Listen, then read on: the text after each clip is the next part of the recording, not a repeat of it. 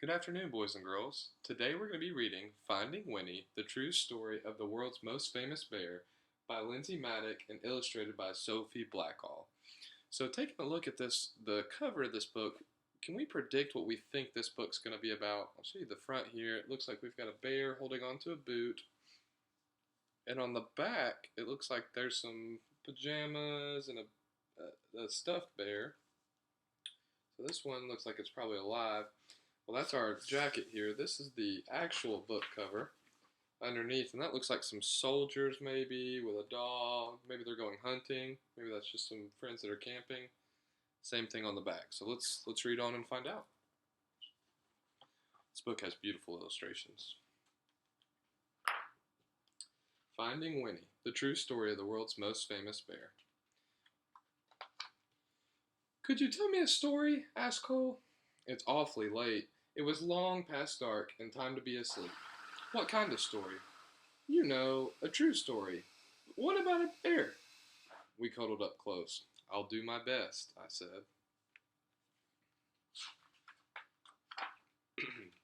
A very long time ago, about 100 years before you were born, there was a veterinarian who lived in Winnipeg. His name was Harry Colburn. A vegetarian, said Cole. Bear doesn't like vegetables. A veterinarian. It means an animal doctor. I know that, said Cole. That's what I'm going to be maybe when I'm big. If a horse had the hiccups or a cow had a cough, Harry knew how to make them feel just right. Harry's hands were never cold, even in Winnipeg, where winters are so frosty and icicles grow on the insides of your nose. And that's just the kind of doctor he was.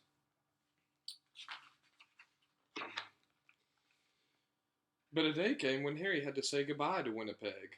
There was a war far, far away, beyond the country and on the other side of the ocean. He was going to help. He would be caring for the soldiers' horses. Harry rode east on a train full of other soldiers. He leaned his head against the window, watching the land scroll by, wondering what it would be like to be so far from home. Now, we've mentioned Winnipeg a couple times. Does anybody know what Winnipeg is?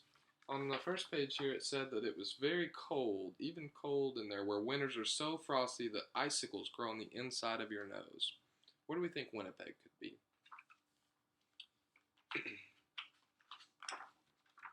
The train rolled through dinner and over sunset, and around 10 o'clock into a nap the next day, until it stopped at a place called White River. Harry decided to stretch his legs. On the train platform was a man on the bench with a baby. A baby? Said Cole, annoyed. A baby bear. A cub. Harry stopped. It's not every day you see a bear cub at the train station. That bear has lost its mother, he thought, and that man must be the trapper who got her.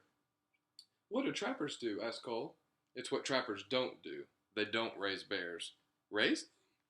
You know, I said love them. So we said right here a cub is a baby bear. So this guy's just sitting. Is that normal to see a guy at a train station with a baby bear? I don't think so. Harry thought for a long time. Then he said to himself, there's something special about that bear. He felt inside his pocket. I shouldn't. He paced back and forth. I can't. Then his heart made up his mind, and he walked to the trapper and said, I'll give you $20 for that bear. Is $20 a lot? Asked Cole. Back then, I said, even more than a lot.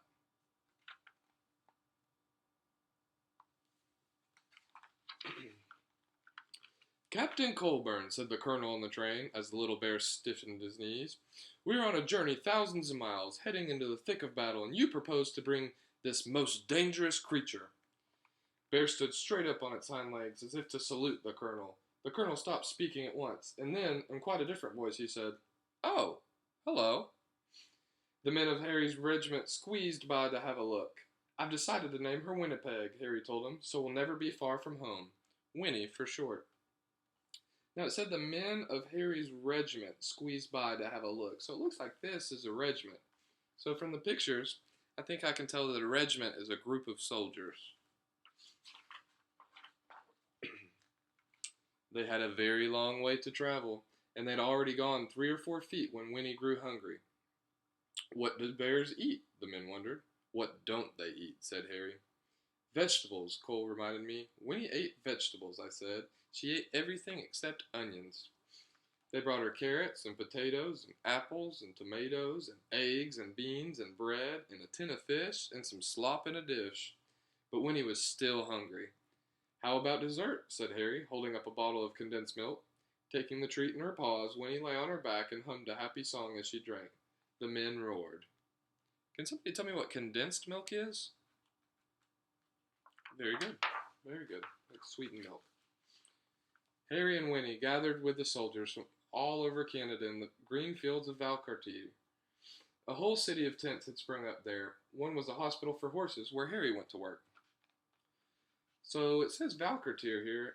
I can tell because it's got a capital letter and it's showing a new place that must be where they're saying it must be a town or a location. Winnie was in the army now. Harry taught her to stand up straight and hold her head high, turn this way, and do just so. Soon she was assigned her own post. Even the colonel agreed that Winnie was a remarkable bear. She might have been the best navigator in the whole army. If you hid something, could she find it? She could. What if it was farther away, and farther still? Remarkable, he cried. You wouldn't want to play hide and seek with that bear. In the evenings, both of them were too tired to move. When Harry thought about Winnie and the voyage across the ocean, his head said, I shouldn't. His head said, I can't. But his heart made up his mind.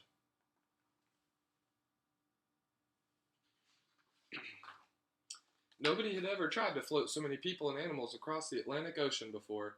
30 ships sailed together carrying about 36,000 men and 7,500 horses, and one bear named Winnie. How many ships were there? 30. Good. When he finally arrived in England, the regiment went to training in Salisbury Plain, where it rained and rained and rained. But Winnie didn't seem to mind. She was the mascot of the 2nd Canadian Infantry Brigade, and she attended her post with vigor. And one day, Harry came running. She was doing her exercises in the tent. You'll bring the whole place down, he said with a laugh. She had grown. So I see a few different words that are new to me here. It said that she was the mascot. Who can tell me what a mascot is? Yeah, it's just something that represents a team. Very good. Very good. So can you give me an example of a mascot?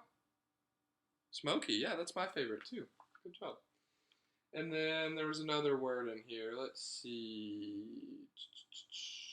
Vigor. What does that mean that she was at her post with vigor? Maybe we'll read on and find out.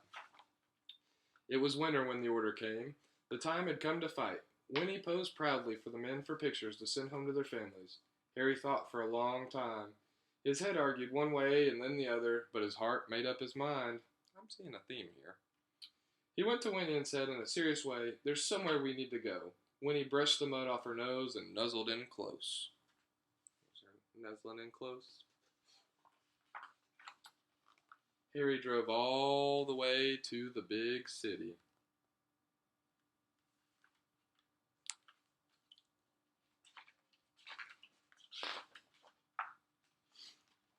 Here we are, said Harry. The London Zoo. Harry took a deep breath.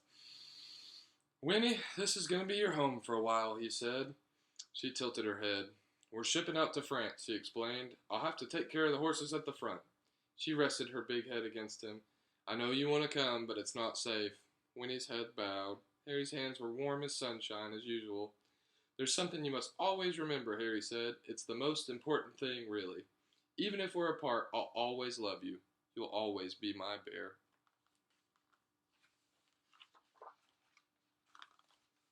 Is that the end? That's the end of Harry and Winnie's story, I said. But I don't want it to be over, said Cole. Sometimes, I said, you have to let one story end so the next one can begin. How do you know when that will happen? You don't, I said, which is why you should always carry on. Once upon a time, there was a little boy with a stuffed bear. He'd had his bear ever since he was a baby, but somehow the boy never found the right name for him. He tried Teddy and Edward and even Big Bear. One day, the boy went to visit the London Zoo with his father, and there was a bear, a real bear, on the terraces there. Right away, the boy thought. There's something special about that bear. Her name was Winnie. They became true friends. The boy was allowed to come over right inside her enclosure to play. Once the boy found Winnie, he knew just what to call his stuffed bear. He named it Winnie the Pooh, and that was called Cole? Said Cole. Now, it says that boy got to go in the enclosure with the bear. Is that something that we get to do when you go to the zoo? Do you get to go play with the bears? No, that doesn't sound safe. His name was Christopher Robin Milne. Christopher Robin would visit Winnie at the zoo, and he would take his stuffed animal on all sorts of adventures in the woods behind his home. His father, Alexander Milne, wrote books about them. Harry's Winnie became Winnie the Pooh, and there's never been a more beloved bear. But what about Harry? Said Cole. When Harry visited Winnie at the zoo, he saw how happy she was. She was being raised. She was truly loved. And that's all he had ever wanted from the moment they met at the train station in White River. So after the war, Harry returned to Winnipeg and his life as an animal doctor. Before long, he was married and had a son named Fred. And Fred had a daughter named Laureen. And Laureen had a daughter named Lindsay, which is me. And then I had a son. And when I saw you, I thought, there's something special about this boy. So I named you after your great-grandfather, Captain Harry Colburn. I named you Cole. The picture of their family tree right here. That's me, said Cole in a whisper. That's you. And that's Winnie? Yes, I said, that's Winnie. And it's all true? Sometimes the best stories are, I said. Cole's eyes grew big, and he said nothing for a long time.